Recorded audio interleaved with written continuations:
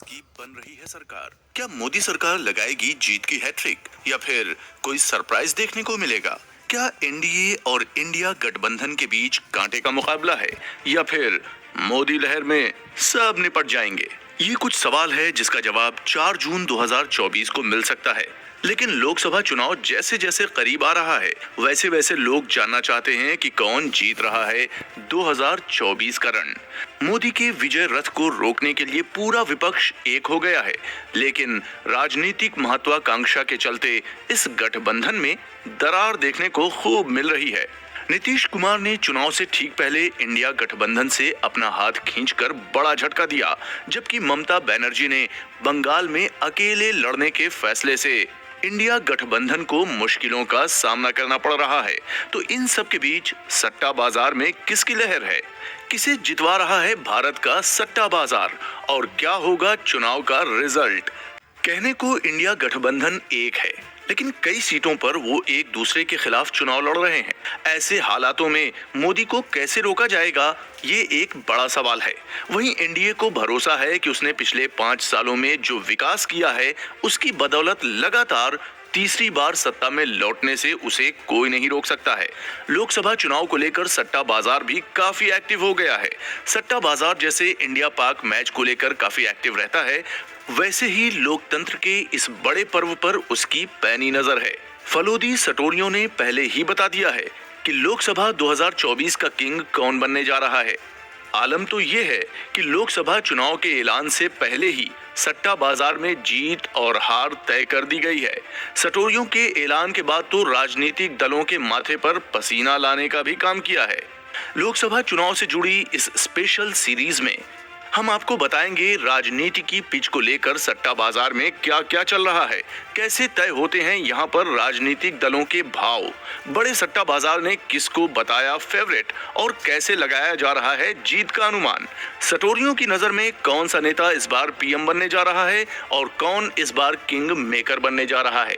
इसके अलावा देश के प्रमुख राज्यों को लेकर सट्टा बाजार क्या सोच रहा है। अक्सर जब क्रिकेट का कोई बड़ा टूर्नामेंट होता है तो सट्टा बाजार उस सीरीज को लेकर काफी एक्टिव हो जाता है। इसी तरह से लोकतंत्र के इस बड़े पर्व को लेकर सट्टा बाजार काफी ज्यादा सक्रिय है।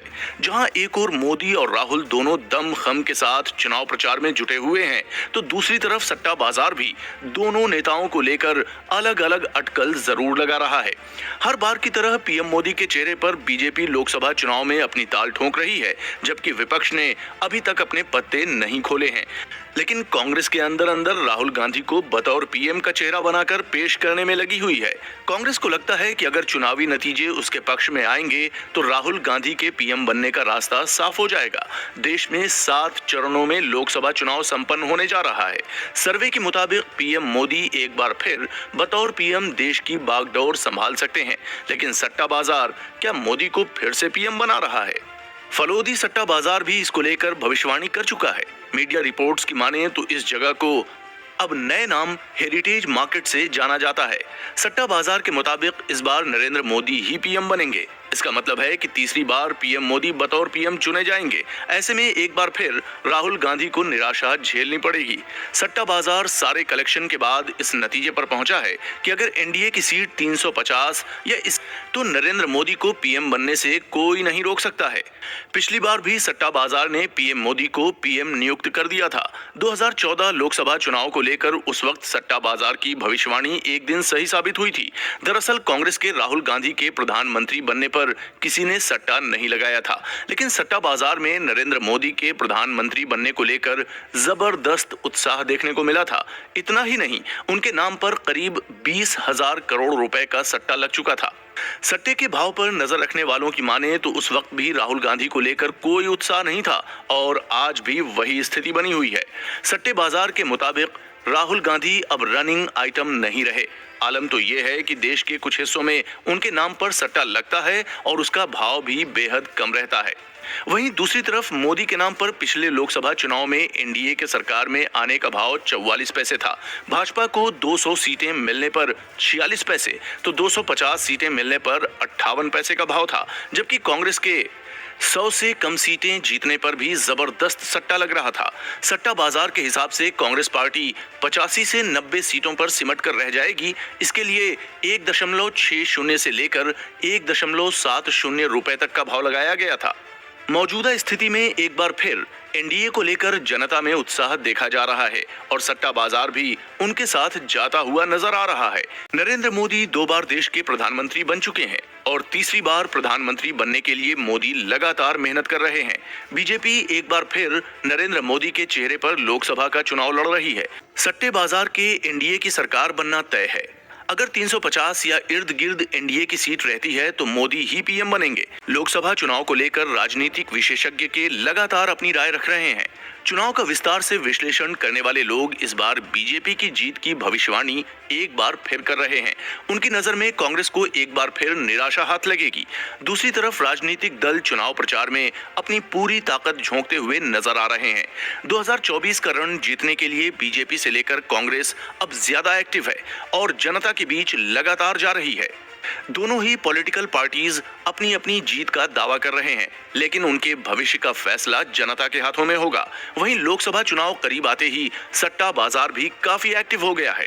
सट्टा बाजार चुनावी नतीजे से पहले ही ये बता रहा है कि कौन 2024 का किंग बनने जा रहा है। राजस्थान का फलोदी सट्टा बाजार सबसे ज्यादा चर्चा में है। फलोदी सट्टा बाजार हर चुनाव को लेकर अपना अलग विश्लेषण करता है। उसके द्वारा की गई भविष्यवाणी सही साबित होती है। राज्यों के चुनाव से लेकर लोकसभा चुनाव को लेकर उसकी भविष्यवाणी सटीक साबित हुई है।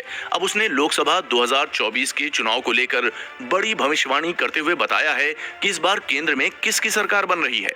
मीडिया रिपोर्ट्स की माने तो फलोदी सट्टा मार्केट भाजपा को जीता हुआ नजर आ रहा है। उसने एग्जैक्ट फिगर भी बताने की कोशिश की है। फलोदी सट्टा मार्केट के अनुसार भाजपा को इस बार 345 से 340 के बीच सीट मिलने का क्या अनुमान है। इससे ये पता चल रहा है कि देश में एक बार फिर भाजपा की लहर है और भाजपा तीसरी बार लगातार केंद्र में सरकार बनाने जा रही है। 2019 के लोकसभा चुनाव में बीजेपी ने 303 सीटें जीती थीं। वहीं विपक्षी दल कांग्रेस के लिए इस बार भी कोई चांस नजर नहीं आ रहा है। सट्टा बाजार में साफ कर दिया है कि कांग्रेस को इस बार भी सत्ता से दूर रहना पड़ेगा। उसकी नजर में कांग्रेस सिर्फ 40 से 42 सीट की जीत पाएगी। इस तरह से कांग्रेस की सरकार इस बार भी नहीं बनेगी, जबकि पिछले लोकसभा चुनाव में कांग्रेस ने 52 सीट हासिल की थी। वहीं बीजेपी इस बार 400 सीटों का दावा कर रही है, लेकिन फलोदी सट्टा बाजार में साफ कर दिया है कि ऐसा होना काफी मुश्किल है। फलोदी सट्टा बाजार में भाजपा के लिए 300 सीटों के साथ भाव भी तय किया है। इस भाव के अनुसार 300 सीटों के भाव 15 पैसे हैं, जबकि 350 सीटों का भाव 2 रुपए तक किया गया है। इसके अलावा 335 से 340 सीटों का भाव लगभग बराबर है, यानी कि 1 रुपए तय किया गया है। सट्टा बाजार की माने तो ये भाव आगे चलकर बदल सकते हैं। कहा जाता है कि केंद्र की सत्ता तक पहुंचने के लिए आपको यूपी का किला फतेह करना बेहद जरूरी है। ऐसे में यूपी की 80 सीटों पर कांग्रेस और भाजपा दोनों की पैनी नजर होती है। यूपी की 80 सीटों पर सपा बसपा जैसे क्षेत्रीय दल काफी इंपॉर्टेंट रोल प्ले करते हैं। लोकसभा 2024 के लिए जहां उत्तर प्रदेश की बीजेपी छोटे दलों के साथ अच्छा तालमेल बैठ रही है, दूसरी ओर कांग्रेस ने सपा से हाथ मिलाकर यूपी के चुनाव को और रोचक बना दिया है। हालांकि इससे पहले अखिलेश यादव का ये प्रयोग सफल नहीं हो पाया था, लेकिन इस बार अखिलेश यादव ने कांग्रेस को उतनी ही सीटें दी हैं जितनी सीटों पर कांग्रेस मजबूत है। वहीं कांग्रेस के पास भी खोने को कुछ नहीं है, इसलिए वो सपा के साथ जाने पर मजबूर है। यूपी की 80 सीटों पर किसका दबदबा होता, ये तो जून के महीने में पता चल जाएगा, लेकिन उससे पहले सट्टा बाजार काफी एक्टिव है और उसने अपने आकलन से ये बताना चाहा है कि यूपी की किस पार्टी को कितनी सीटें मिलने वाली हैं। फलोदी सट्टा मार्केट बीजेपी को 335 से 340 सीटें मिलने की बात कह रहा है। इतना ही नहीं, बीजेपी अपने बल पर अकेले सरकार बना लेगी। अगर बात यूपी की जाए तो यहाँ पर अखिलेश यादव और योगी आदित्यनाथ के बीच में जबरदस्त टक्कर जरूर है, लेकिन योगी आदित्यनाथ सब पर भारी पड़ते हुए नजर आ रहे हैं। बीजेपी की तरफ से वो स्टार प्रचारक हैं, इस वजह से योगी जहां जहां जा रहे हैं वहां वहां जनता की भीड़ देखने को मिल रही है। इसलिए यूपी में योगी फैक्टर काफी ज्यादा काम कर रहा है। वहीं समाजवादी पार्टी की साइकिल की रफ्तार धीमी नजर आ रही है। हाल के दिनों में अखिलेश यादव ने कई जगह के उम्मीदवारों को बदला है। इस वजह से भी उनको नुकसान उठाने की संभावना जताई जा रही है। फलोदी सट्टा बाजार की माने तो यूपी की 80 सीटों पर भी बीजेपी का देखने को मिलेगा। इसके अनुसार बीजेपी और उसके सहयोगी 73 से 75 सीटों पर जीत का परचम लहरा सकते हैं। यूपी में इंडिया गठबंधन का क्या होगा? फलोदी सट्टा बाजार के अनुसार इंडिया गठबंधन 5 सीटें जीत सकता है, जबकि बसपा का खाता भी नहीं खुलेगा। इस तरह से देखा जाए तो यूपी में बीजेपी बड़ी जीत दर्ज कर केंद्र की सत्ता पर एक बार फिर काबिज होने की राह पर है।